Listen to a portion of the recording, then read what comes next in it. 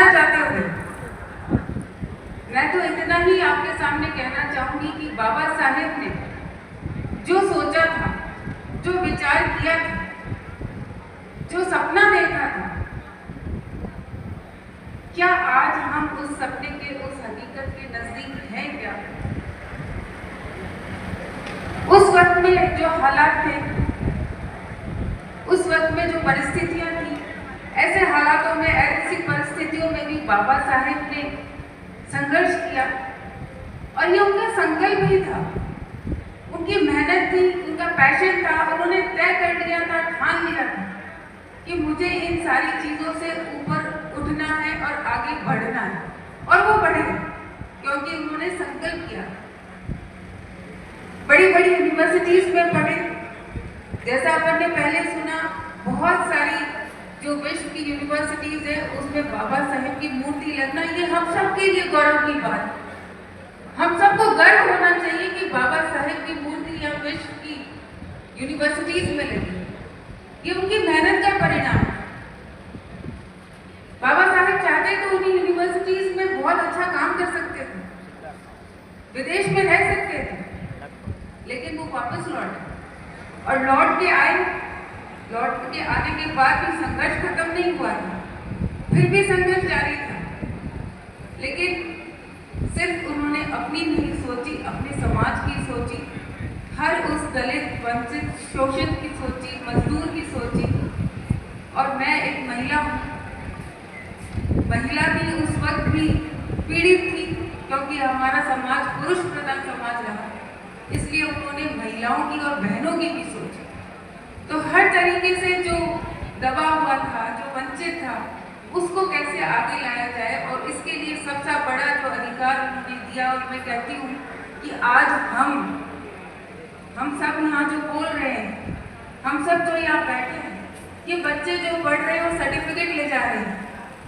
ये सामने, मेरे सामने दीपराम जी साहब बैठे हैं, अगर ये नौकरी कर रहे हैं, आज ईश्वर की साइड में बैठे हैं, ये आगे बढ़ रहे हैं, बहुत सारी इनका अच्छा व्यापार चल रहा है, बहुत अच्छा काम कर रहे हैं। ऐसे अनेकों अनेक उदाहरण हैं। अगर आज हम सबको अधिकार मिला है, हक मिला है, तो उसके लिए हम सबको धन्यवाद देना चाहिए, आभार मानना चाहिए बाबा साहेब का कि उन्होंने वो संविधान लिखा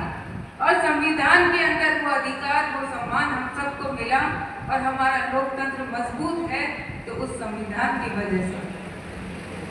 संविधान में सबसे पहले बाबा साहेब ने समानता की बात की थी कि सभी को समान अवसर मिलना चाहिए। उस वक्त की परिस्थितियां अलग थी और उसी हिसाब से जो आरक्षण की व्यवस्था की गई, वो उस वक्त की आवश्यकता थी कि आरक्षण होना चाहिए। और अगर वो बाबा साहेब नहीं करते तो आज के दिन भी परिस्थितियां बहुत चिंताजनक हो सकती थी। ऐसा ही कुछ उन्होंने यूनिफॉर्म सिविल कोड लाकर सबको समानता की बात करने का प्रयास किया, लेकिन जब प्रधानमंत्री नेहरू जी थे वो उस बात पे अड़ गए कि यूनिफॉर्म सिविल कोड नहीं होगा, और इस बात पर बाबा साहेब ने इस्तीफा दिया। लेकिन फिर भी मैं धन्यवाद देंगी कि जो हिंदू सिविल कोड पास हुआ और आज जो मेरी माताओं बहनों को जो अधिकार मिला है वो हिंदू सिविल कोड की वजह से मिला। अभी बीच में बहुत सारी बातें आई, शिक्षा की, आदरणीय लक्ष्मण जी बड़ेरा साहब भी कर रहे थे कि क्यों नहीं बोलते हम, क्यों नहीं आवाज उठाते, बहुत सारी बातें आती थी। अपनी हिंदुस्तान की आबादी 150 करोड़ है, बहुत सारे देशों से बहुत अधिक, और यहाँ पर जो पुराने समय में व्यवस्था थी कि स्कूल नहीं होते थे, बच्चों को पढ़ने की व्यवस्था नहीं होती थी, एक आध स्कूल होती थी,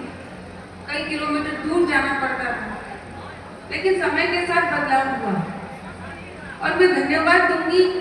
कि ये जो गांवों के अंदर हर पंचायत के ऊपर पहले प्राइमरी स्कूल हुई, मिडिल स्कूल हुई, फिर 12th स्कूल हुई, कि गांव में रहने वाले बच्चे को उसके नजदीक से नजदीक कैसे पढ़ाई का अवसर मिले, ये सारे निर्णय लिए गए। देखिए राजनीतिक मंच नहीं है, पर जिसने जो काम किया वो बात तो करनी पड़ेगी। ये सारे जो पंचायत लेवल पर सीनियर स्कूल तक पहुंचे, तो ये आदरणीय पहले भैरव सिंह जी शेखावत साहब के टाइम हुआ था और फिर आदरणीय